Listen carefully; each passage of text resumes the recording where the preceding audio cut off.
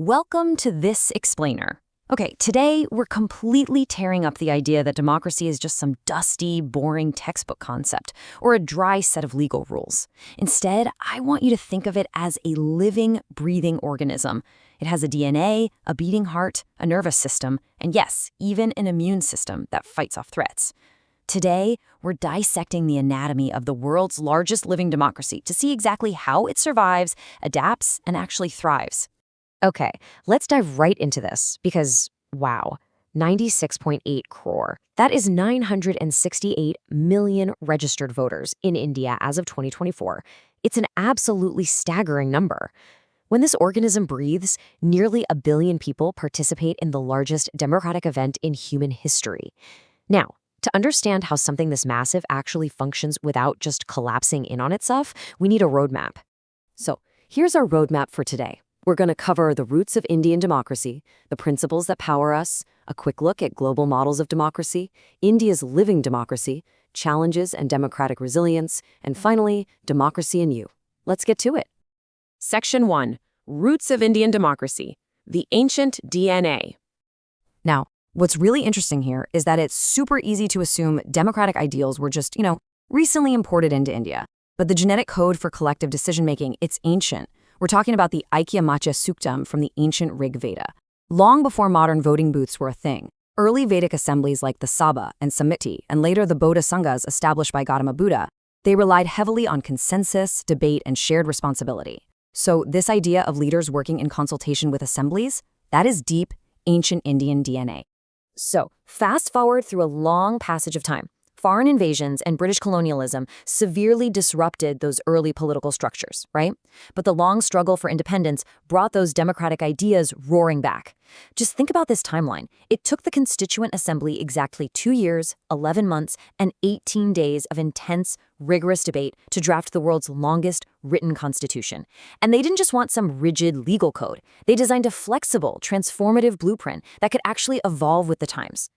Moving on to Section 2. Principles that power us, the blueprint. For an organism this massive to actually survive, it absolutely needs non-negotiable principles to keep everything in check. So the crucial point is popular sovereignty. Literally, this means the ultimate power doesn't sit with some king or a single leader, it rests directly with the people. In India, this is exercised through universal adult franchise, which just means every single citizen 18 and older gets to vote through a secret ballot. And holding the whole shebang together is the rule of law. That guarantees that everyone, no matter their status or background, is completely equal before this power. Literally no one is above the law.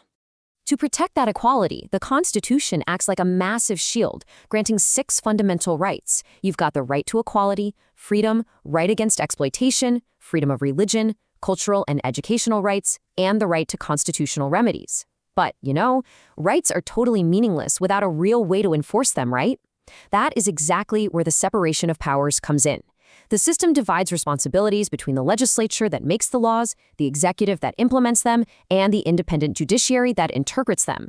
This ensures your rights are actively protected and no single branch ever becomes too powerful. Section 3. Global Models of Democracy, a Comparative Look.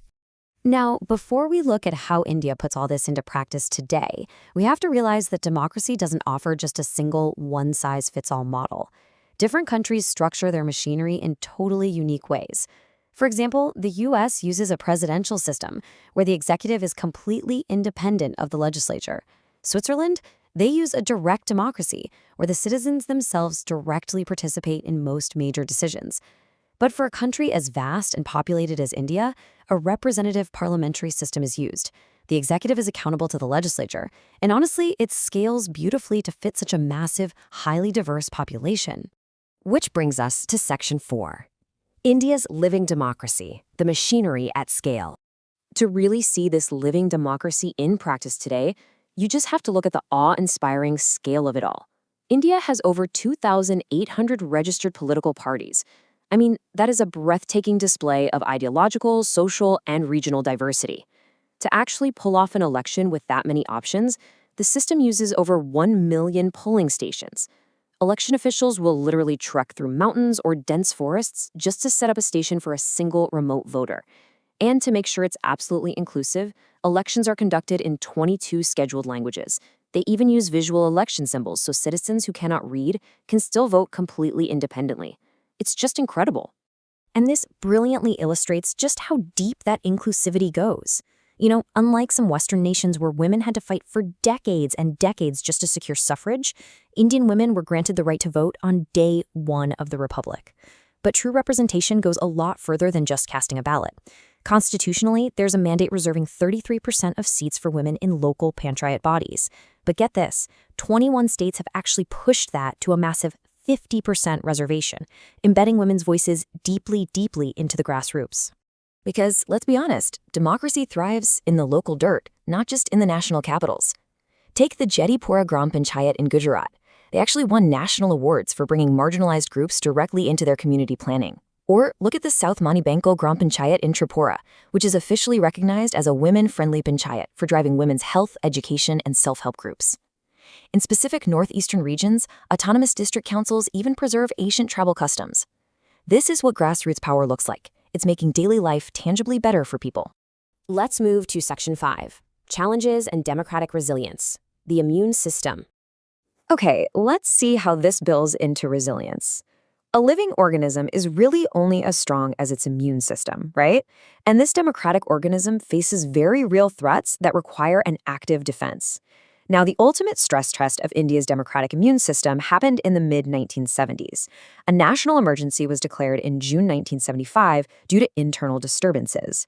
Fundamental rights were suspended, the press was heavily censored, and political leaders were arrested. But just observe the resilience here. Mass citizen movements peacefully mobilized, led by folks like Jay Prakash Narayan. And when the emergency was finally lifted in 1977, the public pushed back and restored their democracy purely through the power of the ballot box. It really highlighted both the vulnerabilities of the system and its absolute incredible strength. Today, of course, the threats look a bit different. We're facing viruses like digital misinformation, fake news, poverty, and social inequality. These can easily influence public opinion and breed conflict. But the immune system has evolved too. Citizens can now use super powerful tools like the Right to Information or RTI Act of 2005 to straight up demand transparency from the government. And a free media steps up to act as the fourth pillar, constantly safeguarding people's voices. Which brings us to our final section, Part 6, Democracy and You, the individual cell. Here's the thing, none of those civic tools work on their own, which brings us all the way down to you, the individual cell.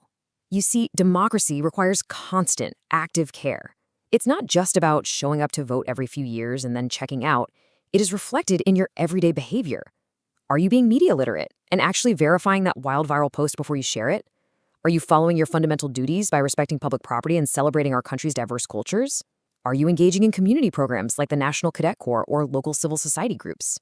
Your daily informed actions are literally the vital nutrients this massive organism needs to survive. Without active, honest, and engaged citizens, absolutely no institution can deliver meaningful outcomes. Democracy isn't some spectator sport you watch from the sidelines. It is a continuous, living process that you are a vital part of right now. So as we wrap up this explainer, I want to leave you with one critical question to chew on. This massive living organism is relying entirely on you. So how will you participate today?